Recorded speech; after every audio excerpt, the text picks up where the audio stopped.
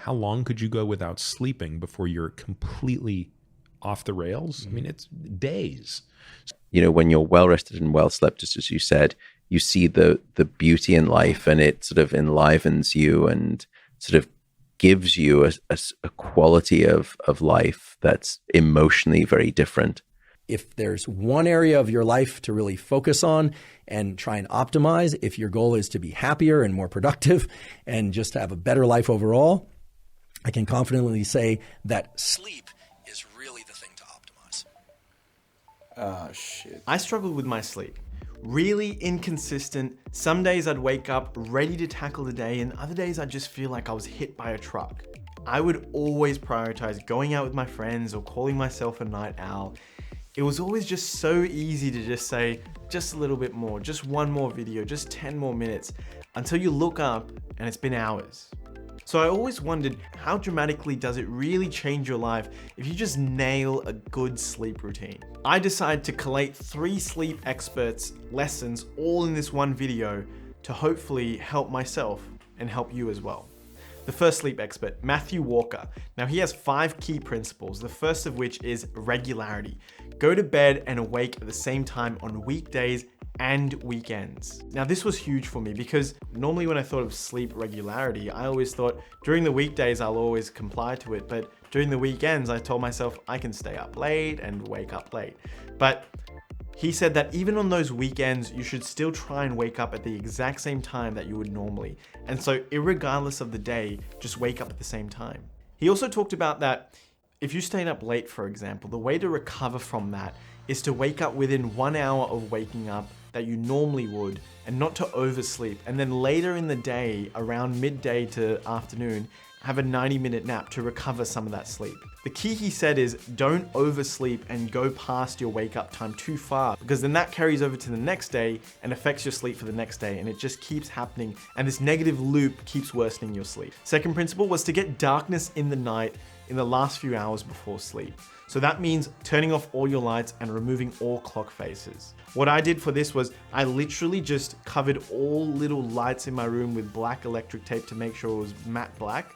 And then I got rid of all my all my digital clock faces. I got blackout curtains. And then the trick that you can use is you can get little hooks that stick to the wall that are used for broomsticks normally, and you put them above your window frame. Then you can put your curtain rod through that. What it does is it shortens the gap between the wall and the curtain so that there's no light sort of seeping through. The other thing that I use is blackout curtains, as well as using a Velcro strip on the edges to then just really shut out all light possible. Number 3 is get the ambient temperature 18 to 19 degrees Celsius. Now the part that I struggle with is because this can be really expensive because you need to use an air conditioning, because if you wanted to maintain that temperature all throughout the night, you would need to use air conditioning. So what I've found and what I've used is my budget-friendly way of keeping a cold ambient temperature. So what I did was graded temperature sleeping, and I'll talk about that more in the later part of the video, but just know that there's cheap ways to do this. And then the fourth principle is if you can't sleep, don't lie in bed for too long awake. Get up after 30 minutes and do something else. Go read a book, listen to a podcast, stretch, meditate. Just get out of bed. Don't teach your mind that the bed is a place that you lay awake, but go do something that is relaxing and calm. And if you still can't go to sleep, just accept that this will just be a night that is not your night and you're just gonna lay in bed and rest. The way he talks about it is, imagine someone during your workday tells you, hey, stop working and just rest. Just rest for 8 hours. Just have that mentality if you can't fall asleep, and just tell yourself, it'll just happen another night, that's okay. The fifth principle was to have a pre-sleep routine. Now, my pre-sleep routine basically starts around 30 minutes before I sleep, and it's using his principles. So he talks about using a sleep meditation and no screens. I cheat a little bit. I read my Kindle for 15 minutes, which is technically a screen, but it's a very dark screen, so that's why I use it rather than my mobile. And then a 15-minute sleep meditation. So I'll fall asleep right after using the Kindle and won't use the sleep meditation. But what I noticed that the first few times I used both the Kindle and sleep meditation, I fell asleep like that. It was so deep and so quick, it was ridiculous. So overall, how did it go using Matthew Walker's sleep advice? I thought it was such simple things, and very, zero cost and very like cheap ways to just so dramatically improve your sleep. So talking about the specifics, talking about, for example, regularity. Now, all I do is just on my phone now, I have an alarm for 10 p.m. every night. My bedtime is 12 midnight. So at 10 p.m., I set an alarm every night. And when that alarm goes off, I have to go turn off all the lights in the rooms that I'm going to be in. So my bedroom and the toilet and the hallway outside. Those lights don't come on past 10 p.m. The other thing that I set an alarm for is 11:30, which is 30 minutes before my bedtime. On your sleep phone app, you can just tell it to remind you 30 minutes before you go to bed. So when that happens, I know, okay, computer has to go off, turn off, and I have to go into bed and start my routine. That routine that I've built because of his advice has been so good and so much more beneficial than I think all the other things that people talk about, like supplementation and like all these fancy little gadgets of red light or blue light blocking glasses. I think if you nail these core principles first, I think your sleep quality will dramatically improve. And honestly, my sleep quality just from Matthew Walker's stuff has improved a lot, but I use it in addition with these other two experts and it just goes to the next level. So wait and see till those. A point about the graded temperature exposure that I use. So instead of turning on the AC the whole night, what I do is on a hot night, what I'll do is I'll leave the window open, take off my shirt, and then sleep with two blankets. One blanket is like a very thin, almost like a bed sheet, and then the second blanket is like a winter blanket, a warm one. So I'll first sleep with the fan on, leaving the fan on mainly towards my feet because your feet regulate your temperature a lot more. So if you leave them cold, that helps your body be cold. When I do that, I start the night being able to get my body temperature by like 1 or 2 degrees lower. That helps me deepen into my sleep. And then I wake up around 3 to 5 p.m. because that's the coldest part of the night. And then I put on my blanket. And with that, I find my sleep on those hot nights perfect. On a cold night, like it is now in Sydney, it's a lot colder. I have all my clothes on and the window will be closed. The fan won't be turned on. There'll be like a little heater that I'll have just next to the bed that turns on automatically at certain temperatures. I'll have 2 winter blankets and then again, I'll use 1 winter blanket first and then if it gets colder, the second one. I know this is really complicated and a lot of thought just for, your temperature at night, but again, it's just a budget way friendly because AC costs a lot of money and this is a way of reducing that expense, but also getting a good night's sleep for people. Second principle is having a sauna before you go to bed. Peter Attias talks about having a sauna every night before going to bed. Essentially what this is doing is increasing his ambient temperature to decrease his core body temperature. Basically what a sauna does is it decreases your core body temperature after the sauna because it's increasing it in the moment and then your body temperature decreases afterwards. It ties into a point that I'll speak about later with Andrew Huberman. But essentially, I don't have access to a sauna. Not everyone has access to a sauna every night. So what I do is I just have a hot shower to replace that sort of feeling. And I found that really helpful. The last 2 things he talks about are no email or social media in the evening, as well as some blue light blocking glasses. So overall, how was his advice? I found the fasting from 9 to 12 p.m. really useful, and I really trust that helps, deepen your sleep. Some nights you eat a bit later. I found that happens when you go to social events. So what I found is try and organize your social events a bit earlier in the evening. So say rather than having dinner at 8 p.m., ask for a dinner at 6 p.m. That way you get to offset that and also get to bed on time as well. With his no email or social media in the evening, I think that's a bit hard because sometimes I use social media to relax and sort of wind down. That point was a bit difficult and I'm still working on that. And then lastly, the blue light blocking glasses. Honestly, I haven't looked into the data enough. I don't know enough about it to say whether or not it works.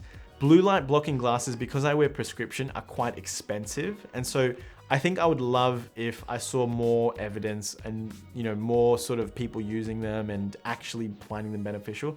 Unfortunately, I didn't even try them. I did get these clips that clip on your glasses. They were cheap, but there's a lot of friction to use them, so I didn't find myself using them every day. And honestly, I didn't really find a big difference using them either. So I can't really speak on it. I saved the best for last, the GOAT, Andrew Huberman. So he has 2 phases The first phase is during the day. The principle that you're trying to do during the day is increase your body temperature because that is what causes wakefulness. He does this in a few ways. The first of which is by having a cold shower for 1 to 3 minutes in the morning. This just increases your adrenaline, it causes you to wake up, and it increases your core body temperature.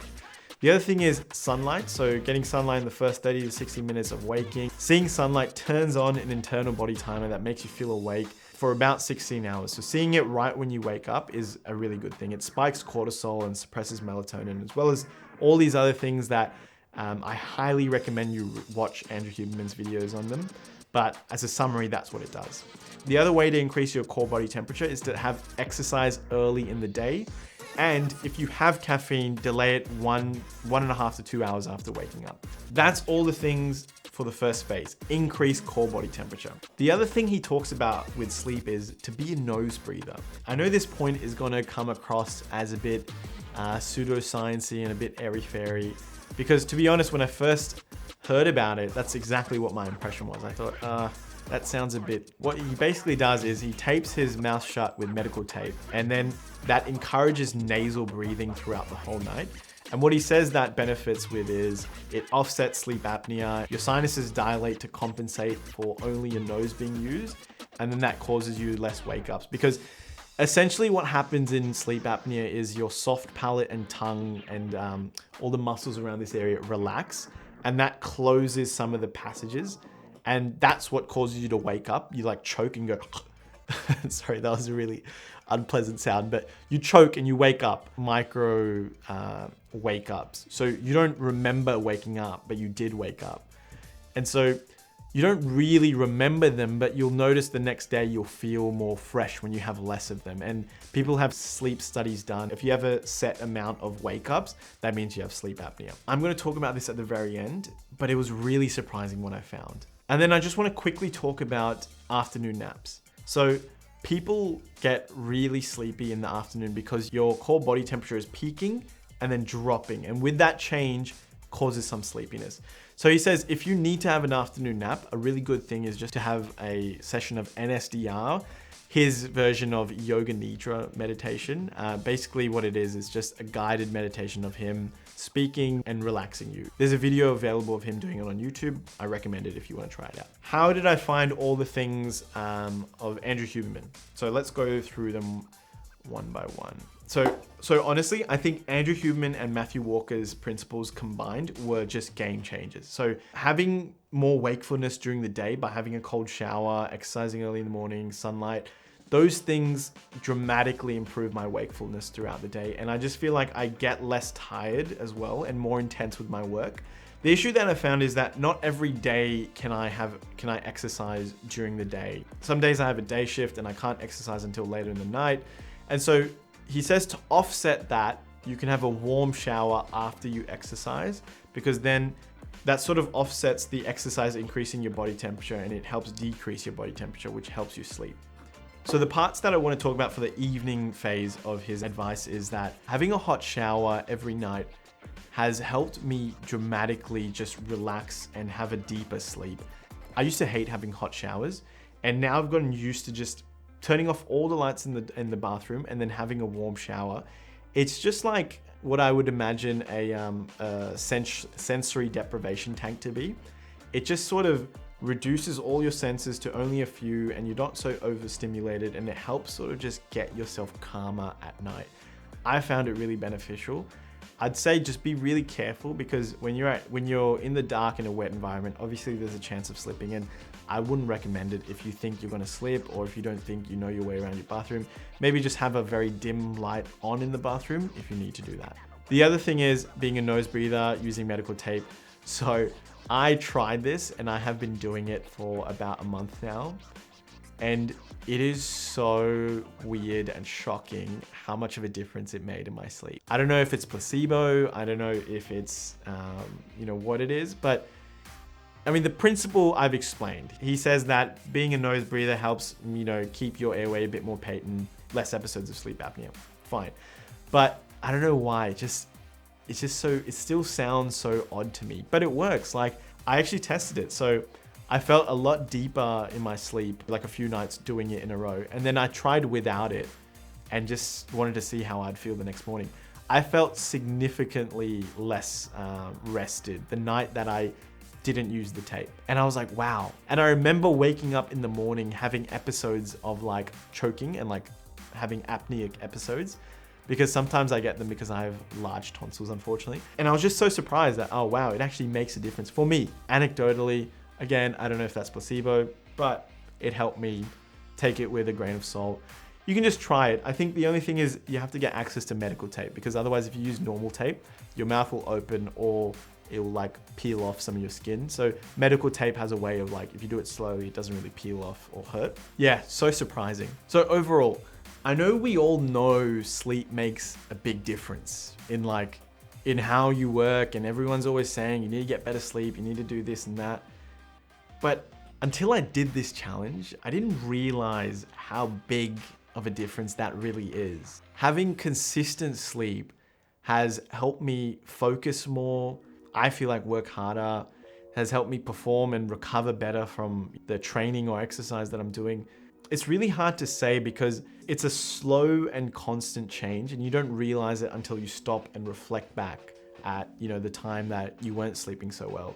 And you realize how big of a difference that, has in you. Like, I've just noticed I can be way more calmer in stressful situations, be that either in work situations or in conflict resolution situations. I've just noticed my reserve for being calmer has increased because I'm more well rested. And also I've noticed that my work output, my motivation has increased, and I just feel happier more often, which is really nice. I think nailing a good sleep routine, even though we keep hearing about it, I think just getting these things that I've recommended, which don't cost much money and just require a bit of effort and a bit of planning, can make such a big difference. And I'd recommend everyone to just try it and just see. And I know there's a lot of different information right now, so just maybe pick like one person and just pick one thing that they do and then see if that helps. And then just keep adding on as the weeks go on. But thanks so much for watching the videos. I'm sorry it was a long video, but I hope you took away something useful, and I'll see you in the next one. Bye.